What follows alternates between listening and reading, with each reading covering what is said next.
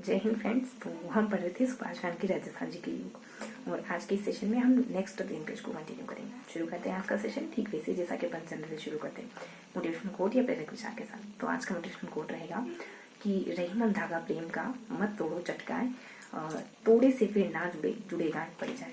तो यहाँ प्रेम का मतलब वो नहीं है जो अपन जनरली समझते हैं, ठीक है। प्रेम से मतलब आपके लक्ष्य से, आपके एम से, आपके गोल से, अचीवमेंट से, आपके गोल से, अटैचमेंट से। तो जो भी आपने सोचा है ना उस पर 100% एतबार करिए, है ना। 100% एतबार करिए, माइंड में अल्टरनेट बताने दीजिए, है ना। जो सोचा है सिर्फ वही सोचिए, है ना, सिर्फ वही सोचिए। क्योंकि हम कहते हैं ना कि प्लान बी होना चाहिए। प्लान बी मेरे मायने में प्लान ए पर आत्मविश्वास डिगाना है ना। और जब सोच लिया है तो फिर ये क्यों सोचे कि कभी अगर हम नहीं पा पाए तब क्या करेंगे। ये अगर आप ये सोच के बैठ रहे हैं तब आप किस आत्मविश्वास से उस मैदान में कूदेंगे, उस सफर पर चलेंगे, है ना।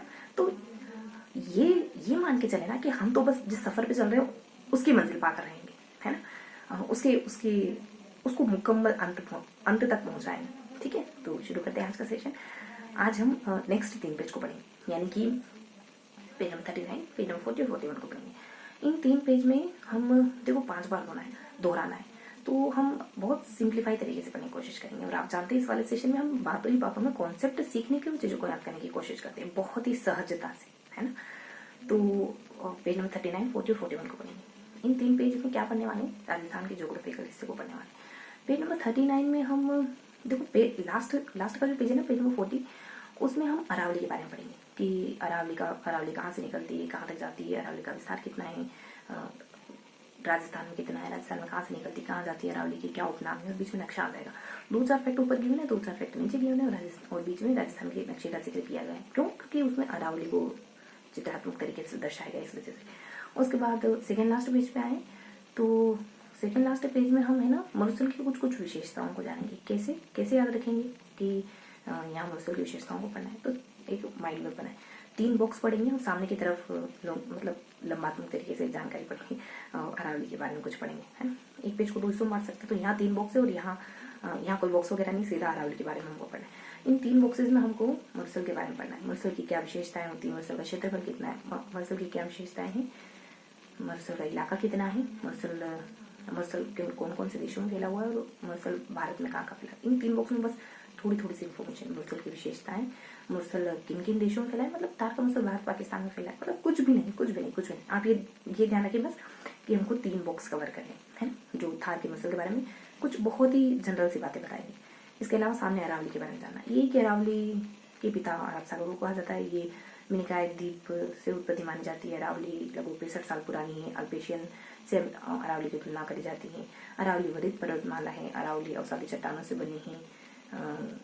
बस ये सारी इन्फॉर्मेशन है। अरावली की लंबाई जो है तो पीछे देखेंगे, पिछले एक ही लिंक है ना। तो ये मतलब ये बेसिक बात है। इसके अलावा शायद 1-2 बातें और हो सकती है। फिर मैंने कहा ना कि 3 बॉक्स कवर करने मरुस्थल से जुड़े हुए। ये एक बॉक्स में जानकारी है कि मरुस्थल का विस्तार कितना है, तो 233 के आसपास है। ऐसे भारत में कितना है तो 175 के आसपास है। और अरावली से पहले कितना है तो 58 के आसपास है। अरावली से बाद टोटल कितना है तो 61% अपन जानते हैं। इसके अलावा भारत और पाकिस्तान में थार का मरुस्थल, राजस्थान, ये है ना, मैं बॉक्स की बातें बता रही हूँ आपको। इसके अलावा हाँ, थार का मरुस्थल भारत और पाकिस्तान में फैला हुआ है। अगर भारत में देखें तो राजस्थान, पंजाब, गुजरात, हरियाणा, हाँ, इन 4 जगहों पर इन 4 राज्यों में फैला हुआ है ना। एक और बॉक्स में जानकारी गिवन है कि थार के मरुस्थल की कुछ विशेषताएं, जैसे थार के मरुस्थल में कभी कभी झीलें बन जाती है, रन टाट, है ना, जिनको अपन रन और टाट वगैरह कहते हैं। कभी कभी पर्वत देखने को मिलते हैं, उनका भी कुछ नाम था, हम शायद भूल रहे हैं। करौली में ना पान की एक जगह कहते हैं, अचानक से ध्यान रखेंगे। और कई पर्वतों के नीचे भी गिरिपात वगैरह कुछ कहा है, पर्वतों के नीचे पानी भर जाता है शायद, ऐसा कुछ गिरिपात कहते हैं उसको। तो ये बॉक्स की इन्फॉर्मेशन है। क्या है बॉक्स की इन्फॉर्मेशन? एक में मरुस्थल की कुछ विशेषता है कि कभी पानी भर जाता है, कभी पर्वत बन जाते हैं, कभी बालू का स्तूप बन जाते हैं। और फिर अपन मरुस्थल को भी अलग अलग नामों से जानते हैं। थार का बस ये ध्यान रखो कि अलग अलग विशेषता है मरुस्थल की। एक बॉक्स में अलग अलग विशेषताएं बता दी मरुस्थल की, कभी पहाड़, कभी जो मैंने आपको बताया वही सारा। और एक में बताया कि थार का मरुस्थल न सिर्फ भारत में बल्कि पाकिस्तान में भी।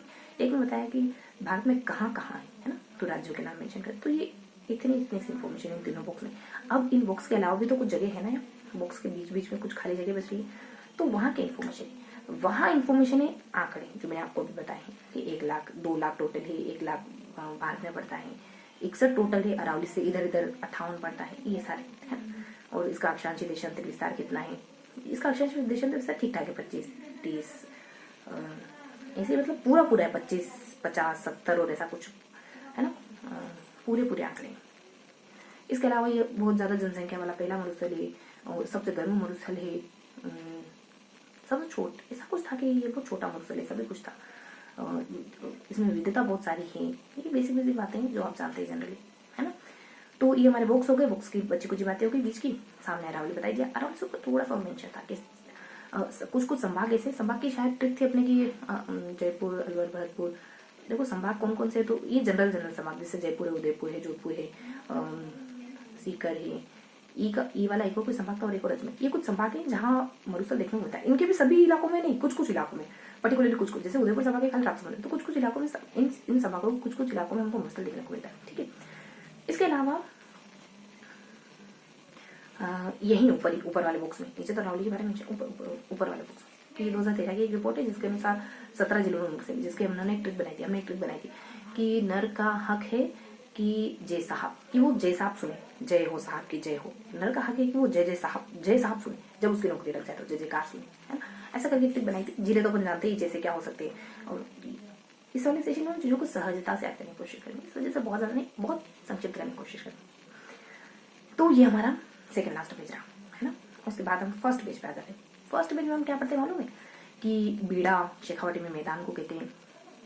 फर्स्ट पेज में हम ना यूनिक बातें पढ़ते हैं। अर्धशुष्क मरुस्थल के 4 हिस्से, उसके लास्ट वाले 2 हिस्से पढ़ते हैं। एक तो नागौर हो जाएगा, एक लास्ट का लोनी वाला हो जाएगा। तो नागौर की कुछ यूनिक बातें कि नागौर के इलाके में जो खारे पानी की झील है ना, वो टेथे सागर के अवशेष नहीं है, बाकी सारी खारे पानी की झीलें टेथे सागर का अवशेष है। यहाँ हरियल पक्षी पाते तो जो कभी जमीन पाँव नहीं रखते अजमेर में।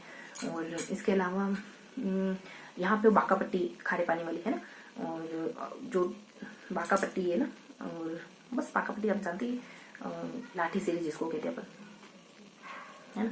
और बस ये सारी कुछ यूनिक बातें। एक दो और शायद ईश्वरी चंद्र ने थार के मरुस्थल को अलग अलग नामों से पुकारा। पता है थार के मरुस्थल के बहुत अलग अलग नाम भी ऐसे मुझे ध्यान आ रहा है, आप ध्यान रखेंगे। थार के मरुस्थल के बहुत सारे नाम भी, कोई तो कोंडर्म कहता है, कोई इर्ग कहता है, कोडर्म चोलिस्तान, चोलिस्तान तो पाकिस्तान में कहते हैं, कोडर्म फिलिप और ऐसे इर्ग, ऐसे बहुत सारे नाम है पाकिस्तान इसके मरुस्थल के।